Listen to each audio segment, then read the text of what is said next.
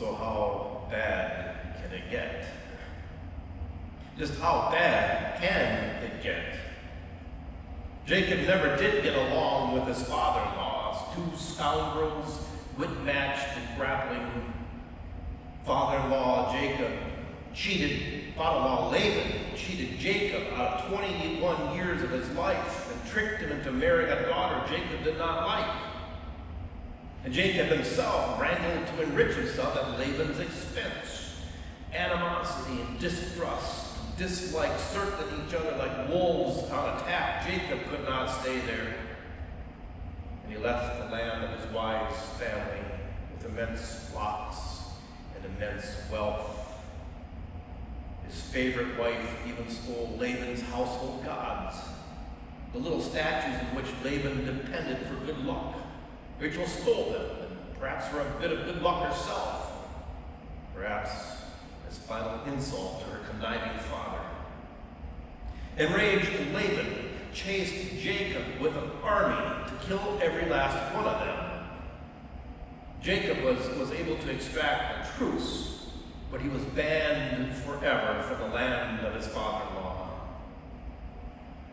So Jacob, on the Lord's instructions, set out to return to his own homeland to try to find a place for his family to settle in peace. The Lord himself sent Jacob back to his homeland, that Jacob was to be the ancestor of a great nation, heir of the promise to Abraham, Sarah, and Isaac. But the prospect was impossible. So a quick flashback leading up to this chapter in Genesis. Last week we heard about the impossible birth of laughter to Abraham and Sarah. Isaac is the last laugh of God for Abraham and Sarah, a son in their old age.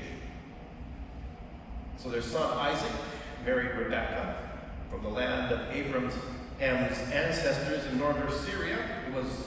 For them, it was love at first sight. And they had two sons, twins fighting and contending from birth. It had to be hellacious in that house. Two boys who could never get along, always trying to cheat and outdo the other. One was to be heir and possessor of the family fortune. One. Twins born. Her entire pregnancy was two boys fighting already. It had to be screamingly painful birthing for Rebekah. Esau was first. Now, usually when twins are born, there's a space of a couple of minutes for the mother to catch her breath, but not for Rebekah. Esau forged forth first, but Jacob was on his heels, literally grasping the heels of Esau. Right behind him, two brothers born at once. They named him Jacob. Heels means heels, because he grabbed Esau's heel, wrestling already to be firstborn. We call some people a heel, contemptible, despicable, odious. From this story of Jacob and Esau, it describes the character of Jacob. Now Jacob burned all his bridges with Laban, hated by his father-in-law. He cannot stay, so Jacob returns home. But years earlier, he ran away, hated at home too, on the land for 21 years. All their lives, Jacob and Esau fought. Esau was his father's favorite, brought home game and meat. Jacob was a mama's boy. Their father, Isaac, was growing old, losing his sight, most of his smell laid up for invalid. He had to decide his will before he died. And the equivalent of a will back then was a blessing and a disposal of one's possessions. Father Isaac favored Esau. He sent Esau into the wild to hunt some game and make a tasty stew to celebrate. And then when they enjoyed their dinner together, Isaac would bestow a blessing on Esau. But Jacob snuck in. Rebekah overheard and quickly sent Jacob to prepare two of his goats. She tied the goat's hide on Jacob's smooth arms to simulate Esau's manly hair. Long story short, Jacob deceived Isaac, cheated Esau, got the family blessing, owned the family fortune, and everyone was pissed. Now step back a moment and consider the Lord's methods here. All along, it was the Lord's plan to forge a nation through Jacob. Sometimes the Lord's methods are not gentle and nice. Conniving, cheating, swindle also seems methods God will use to get God's way. Everyone was pissed off. Esau, in rage, was about to kill Jacob. So Jacob fled with none of his inheritance and nothing but the clothes on his back. How's that for messed up? Now Jacob had to face the music. He has nowhere else to go. The Lord sends him back to his homeland where enraged Esau awaits. And what we see as impossible and dangerous and supremely unpleasant, God sees as intentional fulfillment of the promises God made long ago. Home comes close. Disaster about to fall. Jacob wants to see the lay of the land, and just how bad it really is. He sends 2 spies ahead to check it out. And they return with news that Esau is coming for Jacob with 400 soldiers, an army to meet Jacob and everything for which Jacob worked. And we read that Jacob was greatly afraid and distressed. It was an moment. You can bet your last dollar Jacob was distressed. Jacob attempts to bribe Esau, win him over with flocks and family. He divides his flocks of sheep and goats and cows and camels, sending them in wave upon wave of gifts for Esau. And then he sends his own servants, hired hands, as gifts for Esau. Now remember, Esau was enraged. He could very well be insulted by the bribes and kill every last one of them. And then Jacob sends his family, the dear maids, lifelong friends of his wives, and then his own children to Esau, and then his own wives. Leah first, whom he was not so fond of, and then even his dear Rachel. Now take a moment to imagine what is going through their minds. It is now clear which is lesser loved by Jacob. And what does that do to a marriage afterwards? Jacob is left alone in fear, out of his mind with anxiety, tormented of his sins past and what kind of man he has become. He spends the night racked with guilt, and a man rises from the Jabbok River. There's wrapped in all this the myth of ancient river gods and demons in the night and the psychological torment of reliving one's past. And I can't get into all of that in this sermon. But something rises up and wrestles Jacob. It seems they were well matched. They wrestled through the night, neither prevailing, until dawn breaks and the man cheats the cheater, dislocating Jacob's hip. And even then, Jacob does not give up. He demands to know who he wrestles. The man does not answer, but gives a blessing instead. The man gives Jacob a new name, a new identity. Not the blessing of a father restoring a family fortune, but the blessing of a new future. And at that moment, Jacob knows that he has not only seen God, but challenged God, contended, and that God did not destroy him.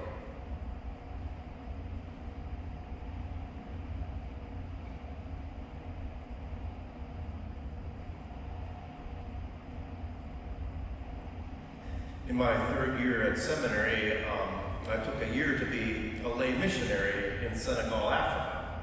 It was not as glamorous as it sounds. I was a gopher. Go for this, go for that, assigned to an agricultural missionary. I did not speak French very well, the official language, and got by mostly with gestures and grins. I did not speak any of the local languages and did not have friends there on which to rely. And so it was a growing experience at that time in my life. Well, one day I was assigned to accompany a load of building materials to a distant town. And the building materials in that country have to be personally escorted to keep them from going missing in transit. Now, in 1979, Ayatollah Khomeini, remember him?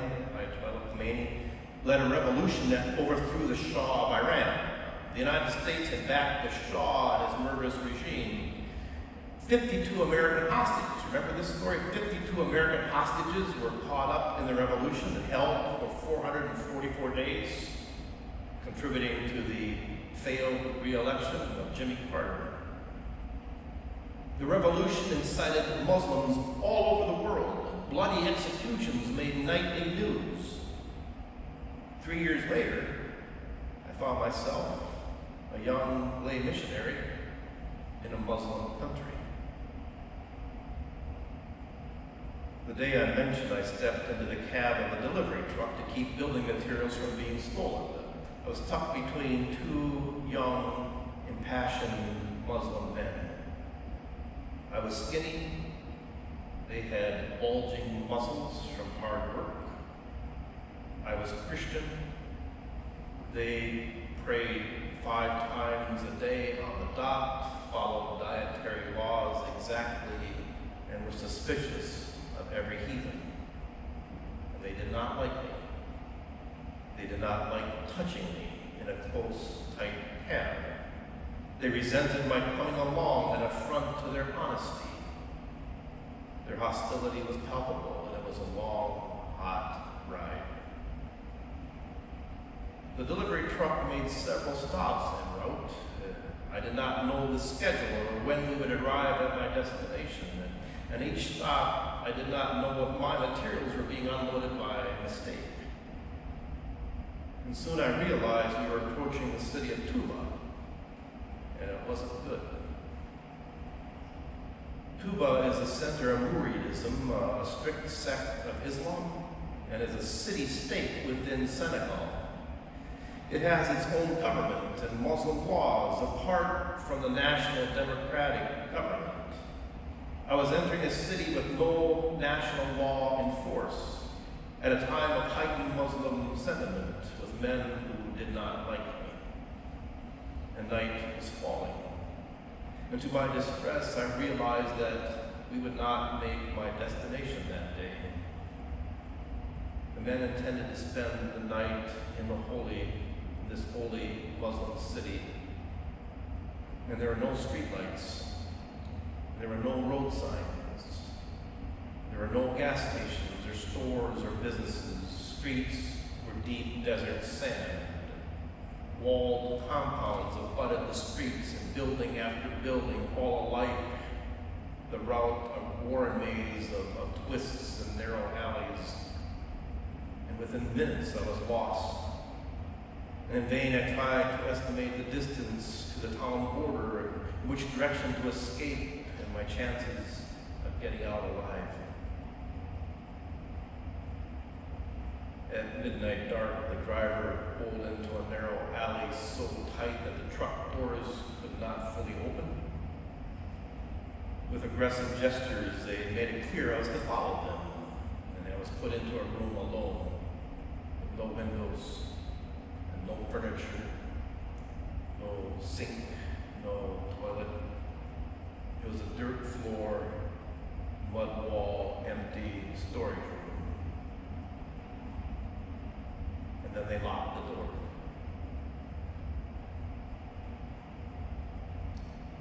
It was a night of great fear and distress, and I feared I would not make it out alive.